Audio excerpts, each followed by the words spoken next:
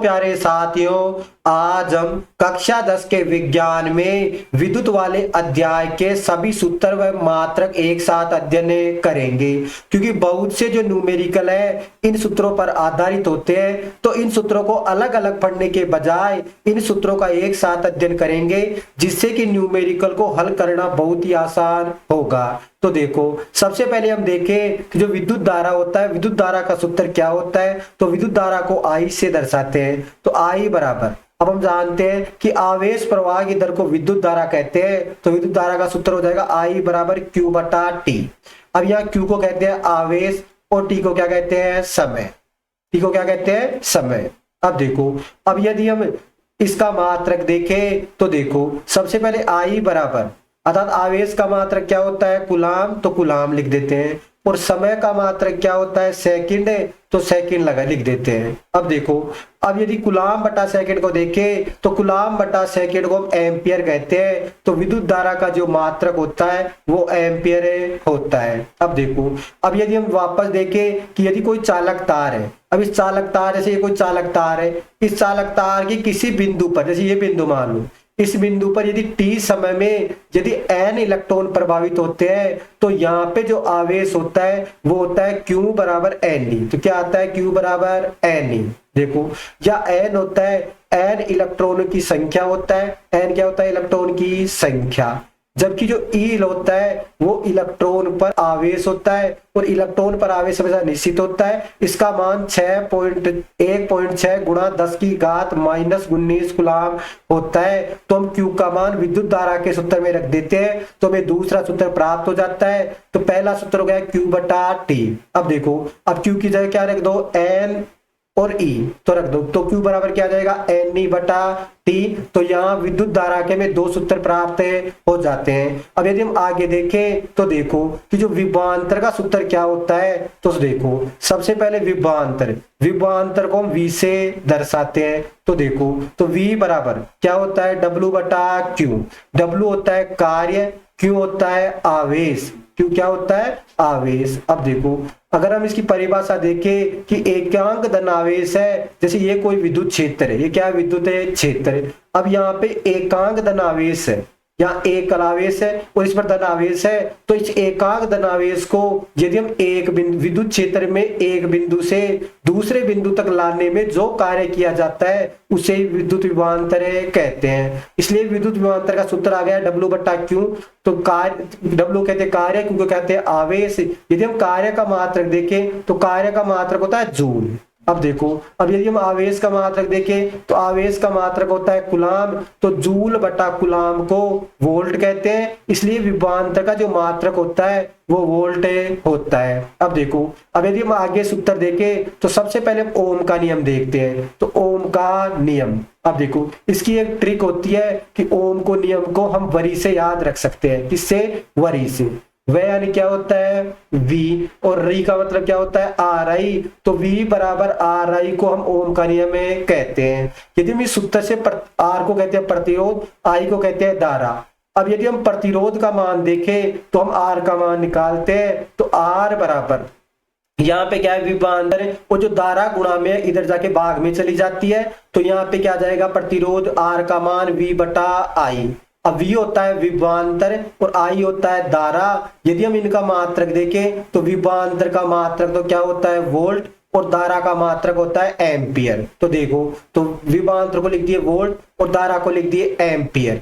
अब जो वोल्ट बटा जो एम्पियर होता है इसे हम ओम कहते हैं। तो जो प्रतिरोध है, प्रतिरोध का मात्रक क्या आ जाता है, ओम। अब देखो, अब यदि हम इसको दर्शाएं तो हम ओम को इस चिन्ह से भी दर्शा सकते हैं। और आर को क्या कहते हैं, प्रतिरोध।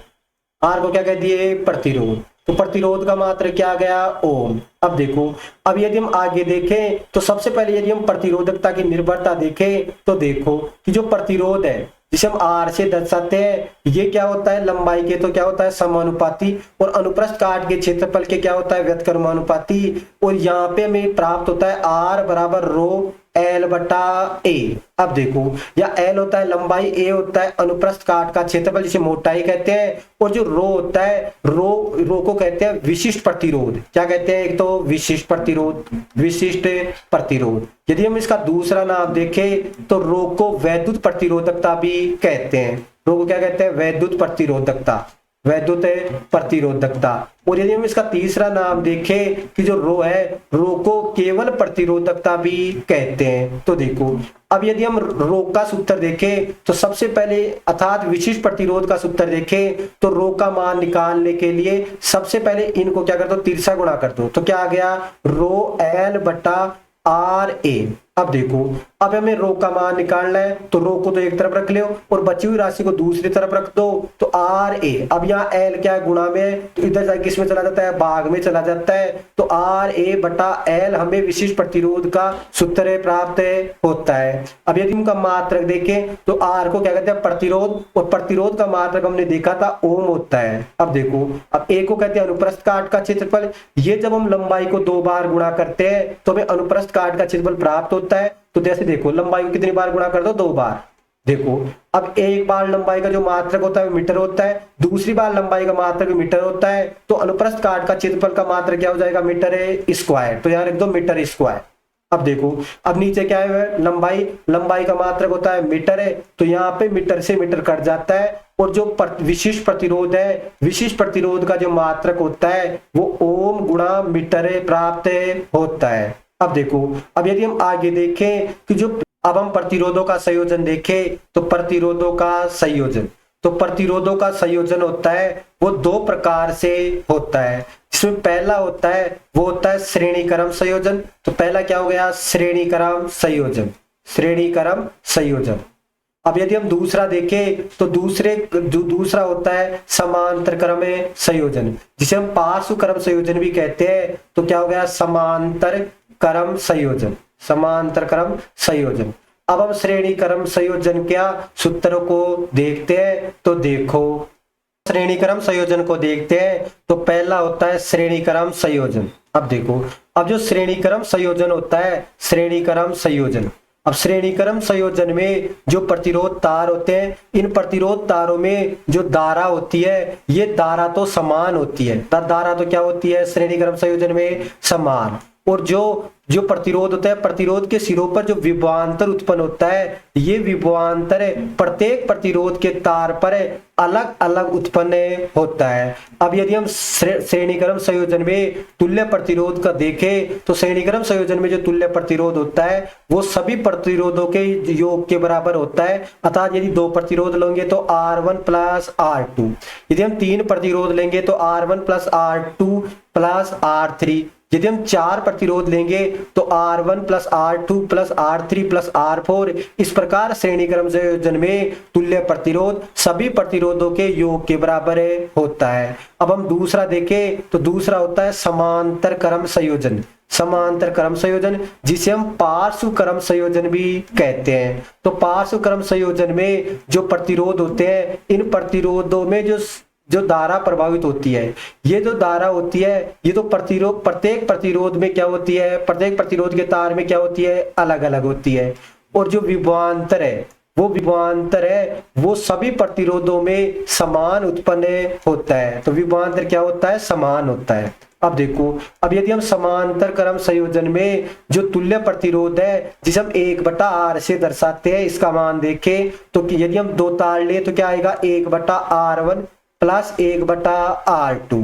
यदि हम 3 तार ले तो 1/R बराबर 1/R1 plus 1/R2 plus 1/R3। यदि हम 4 तार ले तो 1/R1 plus 1/R2 plus 1/R3 plus 1/R4। इस प्रकार हमें समांतर क्रम संयोजन का तुल्य प्रतिरोध प्राप्त होता है। इसे हम ये भी देखते हैं कि जो समांतर क्रम संयोजन का जो तुल्य प्रतिरोध है, उसका जो मान है वो सभी प्रतिरोधों के मान से बहुत अधिक कम होता है, क्योंकि यहाँ 1 में प्रतिरोध का भाग लगता है और भाग लगने पर कोई राशि कम हो जाती है, जिसके कारण जो तुल्य प्रतिरोध है, क्या है? तुल्य प्रतिरोध इस तुल्य प्रतिरोध का मान बहुत कम प्राप्त होता है। अब यदि आप आगे देखें कि जो विद्युत धारा का जो ताप्य प्रभाव होता है इसका सूत्र क्या होता है, तो देखो, तो विद्युत धारा का ताप्य प्रभाव, इसे हम विद्युत धारा का ऊष्मीय प्रभाव भी कहते हैं। विद्युत धारा का ताप्य प्रभाव, इसे हम ऊष्मीय प्रभाव भी कहते हैं, और इसी को हम जूल का तापन नियम भी कहते हैं। तो इनको देखो, जूल का तापन नियम, सबसे पहले जो ऊष्मा है इसको हम H से दर्शाते हैं।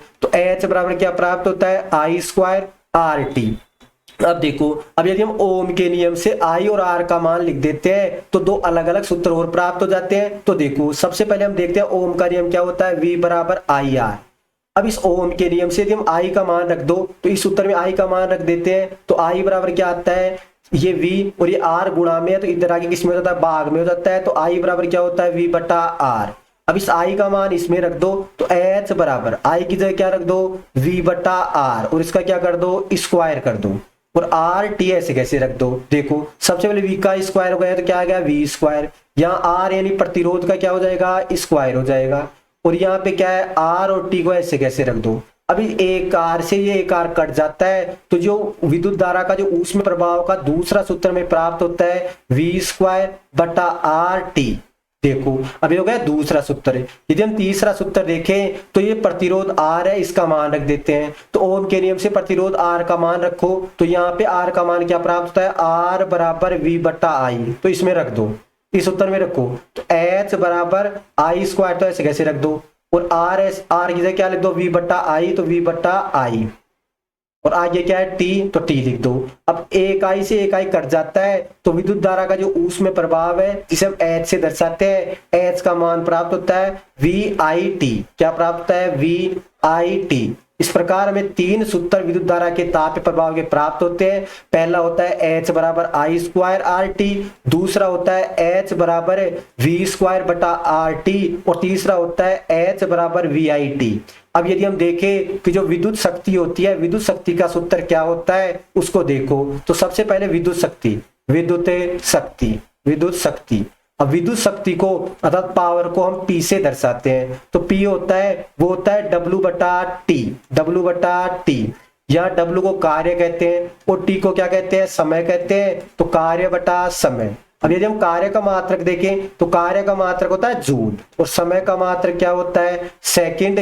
तो जूल बटा सेकंड, और जूल बटा सेकंड को हम वाट कहते हैं। तो विद्युत शक्ति का जो मात्रक होता है वो वाट होता है। अब यदि हम विद्युत शक्ति के और सूत्र देखें जिनको हम पहले सिद्ध कर चुके हैं, तो पहला सूत्र होता है P बराबर W बटा T।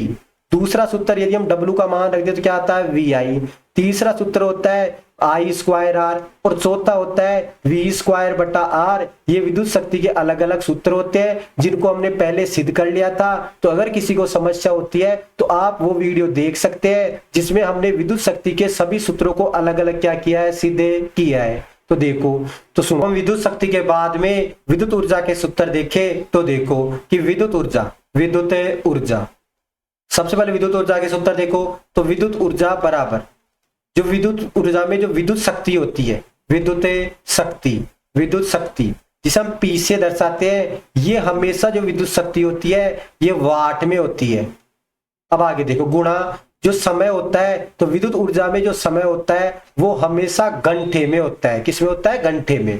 और यदि इसमें 1000 का भाग दे देते हैं तो हमें विद्युत ऊर्जा का सूत्र प्राप्त हो जाता है। 1000 का भाग दे दो, हम इसको ऐसे भी लिख सकते हैं। तो विद्युत शक्ति को क्या लिख दो, P, समय को क्या लिख दो, T। तो PT बटा 1000 ये विद्युत ऊर्जा का क्या होता है, सूत्र होता है। अब यदि हम मात्रक देखें तो जो शक्ति का मात्रक होता है वाट, तो यहाँ लिख दो किलोवाट। जो विद्युत ऊर्जा का जो मात्रक होता है वो क्या होता है, किलोवाट, और जो समय होता है इसका मात्रक होता है घंटा होता है। तो विद्युत ऊर्जा का जो व्यापारिक मात्रक किलोवाट घंटा होता है, जिसे हम सामान्य बोलचाल में यूनिट कहते हैं। तो विद्युत ऊर्जा का मात्रक क्या हो गया, यूनिट। अब यह करता हूं कि आपको विद्युत धारा के सभी सूत्र व मात्रक आसानी से समझ में आ गए होंगे। अगर वीडियो अच्छा लगा तो प्लीज इसे लाइक, शेयर और सब्सक्राइब कर देना। धन्यवाद।